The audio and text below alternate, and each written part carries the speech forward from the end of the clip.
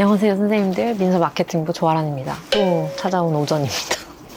오늘 오전에는 리터가 50호가 나왔어요. 50호니까 좀 축하하는 의미를 담아서 파티 같은 걸 하고 싶은데 저희가 찾아본 장소 중에 좀 마음에 들었던 곳인데 월요일만 대관이 된다는 거예요. 근데 파티를 월요일에 할 수 없잖아요. 그래가지고 지금 약간 난관에 봉착해서 다른 멋진 장소를 찾아보고 있는 상황이고, 리터 50호 표지 진짜 너무 멋있게 나왔죠. 유망주 특집이에요. 그래서 30명의 다양한 이제 편집자나 뭐 예술가나 평론가나 이런 분들이 각자가 뽑은 유망주를 소개하는 지면으로 구성이 되어 있거든요. 소유정 평론가가 써주신 유망주, 이희주 소설가, 이성민 말로울 용기 써주신 작가분은 우리 화진 씨를 꼽아주셨습니다. 만화가, 영화 감독, 철학자, 활동가이자 작가, 다양한 분야에 내가 생각하는 유망주를 꼽아주셔서 떠오른 루키가 궁금하신 분들은 한번 꼭 이번 편 리터를 구매해서 보시면 너무 좋을 것 같아요. 그리고 두 번째로는 오늘 아침에 저도 책을 받았는데 한 캐나다 앤솔로지가 나왔어요. 아직 오지 않은 미래를 기억해라는 앤솔로지고, 김멜라, 김혜란, 윤고은, 정보라, 그리고 리사 버드월슨, 얀 마텔, 조던 스콧, 킴 루이, 이렇게 한국을 대표하는 작가들과 캐나다에서 활동하고 있는 작가들의 외국인 노동자, 이민자, 난민, 혼혈, 그리고 지정학적인 조건에서 발생하는 생애 부침, 이런 것들을 주제로 해가지고 다양한 글들을 이렇게 실은 책인데, 이게 와우브 컬처랩과 함께 제작을 한 책이어서 새로운 구성이기도 해가지고 믿음사에서 나온 책으로는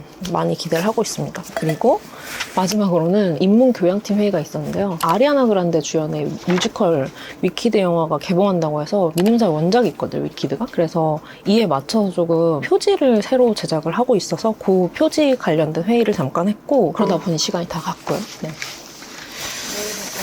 9월, 10월에 진짜 휴일이 많았잖아요. 개천절, 국군의 날, 추석도 있었고 늘 있던 주말도 있었고 그러다 보니까 진짜 지난 주말에는 쉬는 게 너무 좋지만 이제 누워서 막 보다 별걸 다 본다 이런 순간까지 오게 됐어요. 뉴스레터, 인스타그램, 영화, 유튜브 보다 진짜 페이스북 들어가서 지인들이 추억팔이 하는 것까지 보고 막 그랬거든요. 제가 콘텐츠 홍수 속에 있어가지고 이제 한번 이렇게 털 때가 됐다라는 생각이 들어서 요즘 재밌게 보는 것들, 이 콘텐츠를 준비했습니다. 바로 시작해볼까요? 네. 첫 번째 콘텐츠는 지식코리아라는 채널입니다. 벌써 82만 구독자가 있는 채널이어가지고 여러분들 많이 아실 것 같긴 한데, 저는 사실 최근에 봤거든요. 지금 주작 아니고 여기 뜨자마자 여기 지식코리아 여기 떠있잖아. 알고리즘에. 시간이 세탁기에 들어가면 씻기 귀찮으니 고민형만큼 먹을 주세요. 역시 혼자 버티는 의미 없으니 스폰지 익스트림 버전의 3D 애니메이션 콘텐츠라고 보시면 될 것 같거든요. 코리아맨이라는 자생수트를 입은 주인공이 있는데, 보통 이제 실험맨으로 출동을 해서 인간이 생명을 남으면 어떤 느낌일까? 뭐 인간이 이렇게 세탁기 들어가면 어떤 느낌일까? 쓰나미를 만나면 어떤 느낌일까? 코리아맨이 대신 실험을 해서 지식과 이제 경각심을 일으켜주는 그런 콘텐츠인데, 제가 제일 좋아하는 편은 생매장 당하는 편인데, 갑자기 실험하는 게 아니라 한 편에 이제 완벽한 구성이 있어요. 서브 캐릭터들이 나와서 코리아맨을 납치해가지고 생매장에 이르는데, 맨 처음에 관에 넣고 생매장 당하고, 그 다음에 코리아맨이 또 살아 돌아오니까 깜짝 놀라가지고 관 없이 또 생매장을 시키거든요. 근데 그 둘의 또 차이가 있어가지고, 그런 일이 있으면 안 되지만 혹시 위급한 상황에 처할 수도 있잖아. 그러면 이제 어떻게 대처해야 되는지, 혹은 언제 포기해야 되는지 이런 것들을 알 수 있는 채널이어가지고 유익하고도 재밌게 보고 있습니다. 말하면서 현타가 오네. 아무튼 다음 콘텐츠를 또 소개해드리겠습니다. 최근에 김삼순 리마스터링이 나왔잖아요. 다음으로는 미안하다 사랑한다도 준비하고 있다고 저는 들어가지고, 거의 20년 넘은 고전의 콘텐츠들을 리마스터링 해가지고 소개하는 그런 영상들이 쇼츠를 통해서도 굉장히 많이 다시 바이럴이 되고, 그렇게 해서 또 저의 또 추팔이 시작되었는데, 저의 사실은 올타임 원픽 클래식은 프렌즈입니다. 대학생 때 진짜 재밌게 봤던 것 같은데, 이거 보시는 분들은 아마 모르시는 분들이 더 많을 수도 있을 것 같아요. 프렌즈가 뉴욕을 배경으로 남자 셋 그리고 여자 3명의 주인공이 나와가지고 10년에 걸쳐서 이제 뭐 취직도 하고 결혼도 하고 이혼도 하고 연애도 하고 우당탕탕하는 그런 그 우정과 삶을 나누는 그런 이야기인데, 사실 뭐 드라마가 아니라 시트콤이에요. 근데 시트콤이라서 더 특별한 게, 최근에 또 시트콤을 잘 안 하잖아요. 한 20분 편이 10년치가 이렇게 아무 편이나 봐도 늘 즐겁고 익숙한 재미로 남아있는데, 얼마 전에 또 민경 씨가 뉴욕 갔다 왔잖아요. 그래서 뉴욕 가서 센트럴 퍼크라고 주인공들이 매일매일 그 아지트처럼 사용하는 카페가 있는데, 그 카페에도 이제 갔다 왔다고 들었거든요. 그 얘기를 들으니까 더욱더 뿜뿌가 와가지고 다시 몇 개 에피소드를 봤는데, 그 시절에 뉴욕에서 친구들과 나눈 그런 우정, 저한테는 잊지도 않은 추억이지만 보다 보면은 막 그 잊지도 않은 추억팔이를 하게 되고 아주 재미가 있으니까, 안 본 분들은 꼭 보시면 좋을 것 같아요. 너무 부러워. 왜냐면 10년치가 남아있는 거잖아. 재밌습니다. 요즘 쿠팡 플레이 있다는 소식을 뒤로 하면. 네. 좀 너무 놀고만 있는 것 같아서 다음번에 소개할 콘텐츠는 요즘 제가 최근에 즐겁게 보고 있는 돈이 되는 이야기라는 것인데요. 카카오뱅크 내에서 볼 수 있는 금융경제 콘텐츠예요. 저 같은 이제 금융경제 초심자들을 위한 요즘 시장들을 읽어주는 금융경제 이슈나 써먹기 좋은 짠테크 정보들, 카카오뱅크 상품들을 어떻게 하면 더 잘 활용할 수 있는지 이런 팁들을 주는 콘텐츠들이 가득 모여있는 곳입니다. 저는 이 돈이 된 이야기를 처음 알게 된 게 돈 에세이를 만나다라는 연재 콘텐츠가 있었어요. 금융권에서 일하시는 전문가들이 쓰는 에세이가 아니라 우리가 익히 잘 아는 뭐 장강명 작가님이나 김원기 작가님 같이 알려진 소설가나 에세이스트 분들이 돈에 관련된 주제로 글을 이렇게 받아가지고 소개하는 그런 연재 코너가 있었거든요. 근데 그게 한 2년 전에 저희 이제 팀 메일로 컨택 포인트를 좀 알려줄 수 있겠냐? 이렇게 해서 콘텐츠 팀에서 연락이 왔어가지고 아, 이런 연재를 준비하고 있구나 해서 이제 관심을 가지고 들어가서 이제 보게 됐었거든요. 일단은 이게 어디서 보실 수 있냐면 카카오뱅크 앱으로 일단 로그인을 하셔가지고요. 우측 하단에 전체를 누르시고 생활 편의 카테고리에 돈이 되는 이야기가 있습니다. 메인 화면에 있는 게 아니라서 찾기 힘드실 수 있지만 여기 구독하는 페이지가 있어요. 구독을 해두시면은 오전 8시? 아마 출근하셨거나 막 출근을 하고 있는 딱 그 타이밍에 알림이 한 번씩 오거든요. 그때 알림 타고 들어가서 그날의 컨텐츠를 이렇게 보시면은 1, 2분 정도면 거의 한 편을 딱 완독할 수 있는 분량이어서 사실 경제신문 읽기 이런 거 엄청 추천하잖아요. 근데 펀더멘탈이 전혀 없는 상태에서 금융신문 갑자기 읽는 거 저는 너무 힘들어서 2년치 구독료만 날리고 추석 때 전부 칠 때만 쓰고 그냥 끝났던 굉장히 값비싼 추억을 가지고 있는데 확실히 이제 초심자를 위한 콘텐츠라는 생각이 드는 게 정말 기본적인 것 같으면서도 사실은 그런가 보다 하고 확실히 몰랐던 정보들이 정말 많이 들어있어요. 예를 들면은 내 신용점수, 라이스와 KCB 왜 다르게 나올까? 이거 근데 저도 맨날 두 기관이 다르게 나오는 거예요. 두 기관의 심사 기준이 달라서 그렇다. 대출 상환 능력을 더 보느냐, 신용 활동들을 더 중요하게 보느냐에 따라서 두 기관이 다르게 평가하기 때문에 그렇다 뭐 이런 것도 나오고 꾸준히 모은 주식 언제 팔아야 돼? 이득일까? 이런 건 너무 자극적이잖아요. 꾸준히 모으진 못했지만 언제 팔아야 되는지 궁금하긴 하니까 이게 좋은 게 진짜 내용은 비슷한 것들을 많이 본 것 같은데 사실은 한 2줄 있다가 이탈하는 경우가 많은데 확실히 되게 친근한 어투로 쓰여진 게 또 카카오뱅크 콘텐츠의 특징인 것 같아요. 그리고 그냥 재밌는 코너들이 많아요. 1분 금융 퀴즈라는 게 있는데 온누리 상품권으로 병원비, 학원비 낼 수 있다? 없다? 올림픽 포상금, 연금에 세금 뗀다? 안 된다. 남의 일이긴 하지만 아무튼. 아, 그리고 저도 이건 재밌었어요. 휴대폰 영상으로 남긴 유언 효력이 있다 없다. 영상이 효력이 있으려면 무조건 증인이 있어야 된다고 합니다. 이 보증인이 있어야 되는데 그 보증인은 가족이면 안 되고 그래서 누구를 보증인으로 세워야 될까 약간 잠깐 고민했는데 일단은 연추가 제일 유력하지 않나. 그리고 실전 짠테크 시리즈가 있어요. 신용카드 결제를 언제로 해야 이득일까? 근데 신용카드 결제일이 언제로 해야 이득일 게 있나? 그러면서 늘 제가 카드 만든 날을 기준으로 쓰고 있었는데 결제일마다 사용 기간을 다르게 잡는다고 하더라고요. 기프티콘 사고 팔면 얼마나 돈이 될까? 이런 콘텐츠도 있고 킥보드를 제자리에 옮겨 놓으면 커피 쿠폰을 주는 앱테크를 또 할 수 있대요. 이런 또 재밌는 방법도 있고 실용적인 아주 짠테크 팁들이 되게 들어있어가지고 좋은 것 같아요. 지금 영상을 찍으면서도 몇 개 봤는데 약간 지식이 올라간 느낌이 들거든요. 아침에 뭐 출근하실 때나 아니면 퇴근하실 때 한두 개씩 5분 정도만 투자해가지고 이렇게 아티클 보시면은 실생활에서 바로 써먹을 수 있는 진짜 짠테크 팁부터 심도 깊게 투자를 해야 될 때 어떤 걸 고려해야 되는지 이런 것들도 재미있는 그리고 쉬운 접근 가능한 정보들을 많이 얻어가실 수 있을 것 같아서 돈이 되는 이야기 추천드립니다.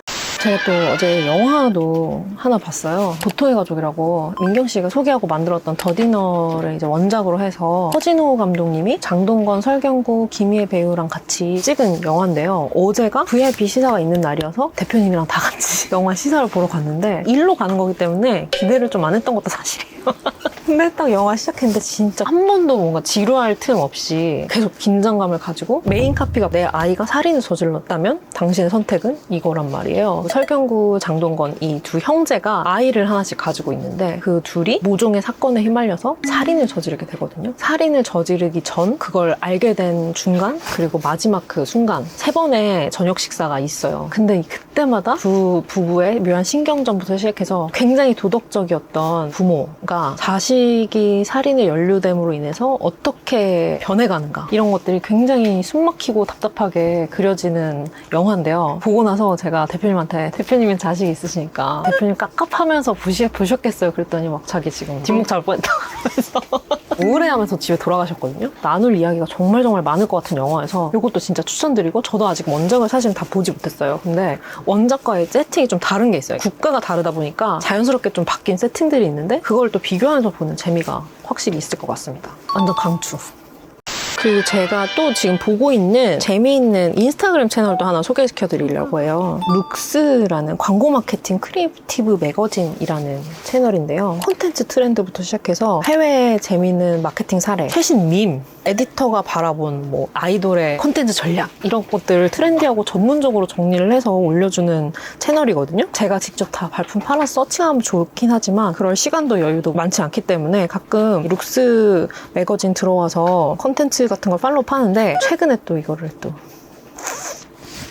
짜잔, 이런 콘텐츠를 올려주셨더라고요. 근데 이게 좀 당황스러웠던 게, 이게 저희가 정식으로 런칭을 하지 않은 상태에서 어떻게 운영하면 좋을까, 뭐 이제 프사도 좀 바꿔보고 요로조로 좀 만져보고 있던 상황이었는데, 최신의 어떤 뉴스를 정말 빨리 캐치를 하시는 거 느꼈던 게, 그걸 그새 또 보시고 눈 밝은 에디터분이 소개를 해주신 거예요. 아직 뭔가 정보가 많이 없으니까 정체불명의 시 전문 채널이다 이렇게 멋지게 또 후킹까지 해주셔가지고 하루 만에 거의 2,000명 넘는 팔로워가 붙었거든요. 그래서 저랑 연주랑 이거 막 당황스럽게 됐네 이러면서 하지만 기뻐하면서 보기도 했는데, 미님시 시리즈는 20년 넘도록 최신의 시부터 시작해서 원로 시인들의 시를 소개하는 미음사의 대표 시집 시리즈인데요. 낭독이나 이런 콘텐츠들도 좋지만 새로운 방식으로 시를 소개할 수 있는 콘텐츠가 있으면 좋겠다 계속 고민을 했었는데, 마침 좋은 기회가 있어서 작품을 그냥 텍스트로 소개하는 게 아니라 단편 영화 같기도 하고 약간 트레일러 같기도 한 감각적인 영상으로 시를 구현을 해가지고 소개하는 그런 방식을 한번 실험해 보려고 하는 채널인데, 또 그걸 본 독자분들이 완전 새롭다, 새로운 접근이다 이렇게 얘기를 해주셔서 영상을 더 많이 쌓아갈 예정이니까 채널 들어가서 다음 영상도 기다려주시면 너무 좋을 것 같습니다.